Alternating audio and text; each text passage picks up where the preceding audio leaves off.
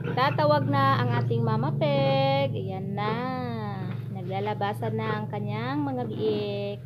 Sa ngayon, meron tayong 12 heads na buhay. Sa 18 na inanak ng ating Mama Peg, 12 lang yung naiwang buhay. Papakita ko sa inyo mga kababoy kung paano po ako mag-alaga sa ating mga bagong biik. At update na rin sa ating isang inahin na nag-iay na. Sana po ay panoorin nyo hanggang sa dulo. Hoy! Sabi! Ano mag-ilugay, mag-yod? Okay!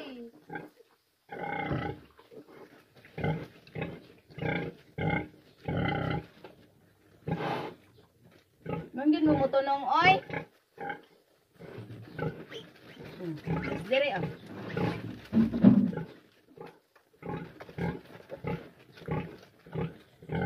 Dagat bakan din sa ibabaw, mananda magin mo sa ilalom.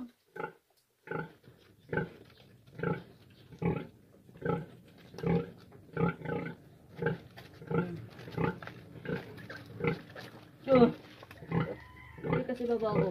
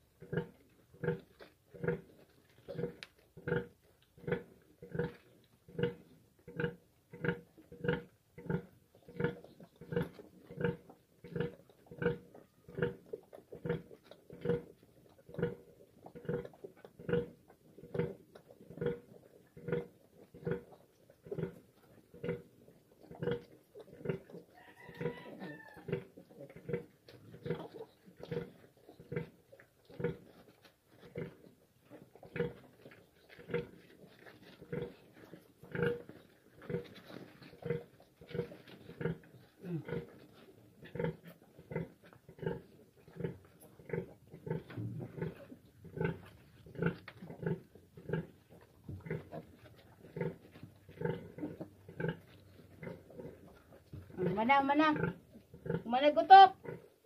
Na balik na mas kulungan balik.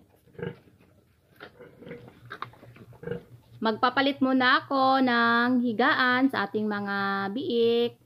Sa ngayon pala, sila ay 3 araw na mula nang pinanganak. Kung napanood nyo po yung mga previous videos ko, yung ating inahin po ay nanganak siya ng umaga alas 7 noong Lunes. At nanganak ulit siya hanggang sa umabot ng Martes alas 7 ng gabi. Kaya umabot ng 36 lahat yung oras ng panganganak ng ating inahin. Nanganak po siya, yung nalabas niya po lahat na ay nasa 18 piglets.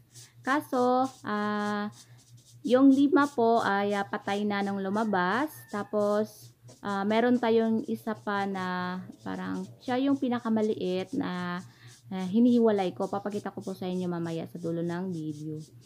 So, ngayon ay papalitan ko muna itong ating beadings para sa ating mga biik. Ganito po ako mag-alaga sa aking mga inahin at sa ating mga biik pag bagong panganak. Hindi ko po muna sila pinapatabi sa ating Mama Peg. Lalong-lalo na ngayon sa sitwasyon ng aking inahin na overstress po siya. At gusto ko na may time po siya na makapagpahinga pagkatapos ng padede. Ay automatic tulog yan siya kaagad at kaya kinukulong ko yung mga biik. Tsaka na pag maging okay na yung ating inahin, pag balik na talaga sa kondisyon, normal yung kain niya at nakapagpaligo na siya, pwede na po nating tanggalin tong kulungan. So itong dahon ng saging, tuwing umaga ko to ginagawa, pinapalitan ko yung kanilang beadings kasi nababasa na po to dahil sa dumi at sa kanilang ihi. At sinasigurado ko na talagang walang mga insekto na nakatago para hindi po makagat yung ating mga biik. So, hulihan time na po tayo mga kababoy. Yan, medyo may kabigatan na sila sa 3 araw ngayon.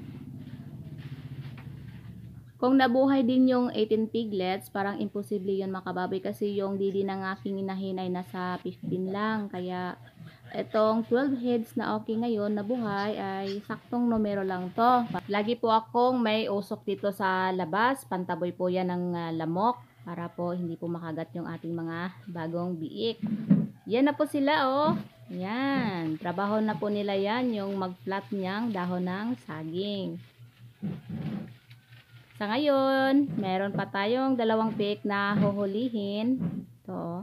Yan ang sinasabi ko mga kababoy. Pagkatapos po kasi ng padide ay automatic matutulog na yung ating inahin.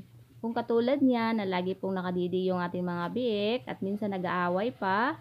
Kaya minsan nagugulat po yung inahin. Kaya bibigyan ko po siya ng time para po talaga makapagpahinga at mabalik po yung lakas ng kanyang katawan galing sa panganganak.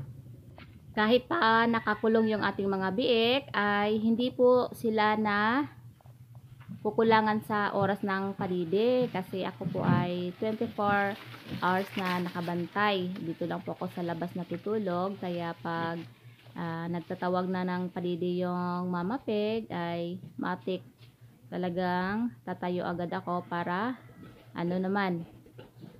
palabasin na naman yung mga biik at antayin ko naman sila na matapos magdidi at ipapasok ulit. Ganito po yung routine ko araw at gabi, yung pagbubuhat sa ating mga biik. Sa ngayon sila ay 3 araw na pero hindi pa sila naputulan ng buntot, ipin at pati pag incheck ng iron wala pa rin. Ang sabi ng technician babalikan niya to bukas sa ika-4 na araw na. Bali isasabay niya na rin daw yung pagkapon sa ating mga lalaki na biik. So, meron pala tayong 7 na lalaki, tapos, ano ba 7? 7, 8, 9, 10, 11. Oh, 7 lalaki, tapos 5 babae.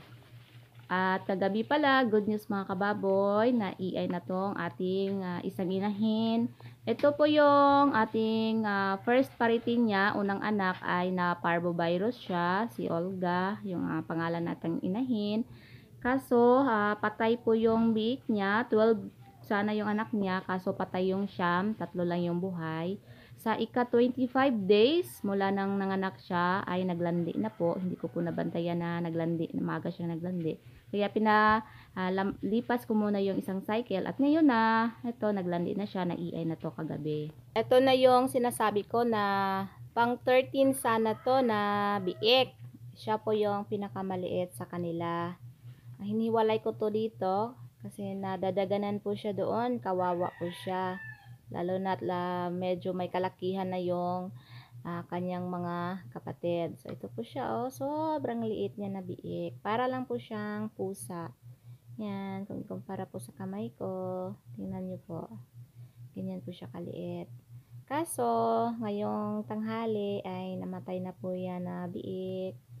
Yan, at least, inalagaan po natin siya. At ay nako, nakalabas na, wala na, bumaba na yung manok. So dito lang po muna yung video ko mga kababoy.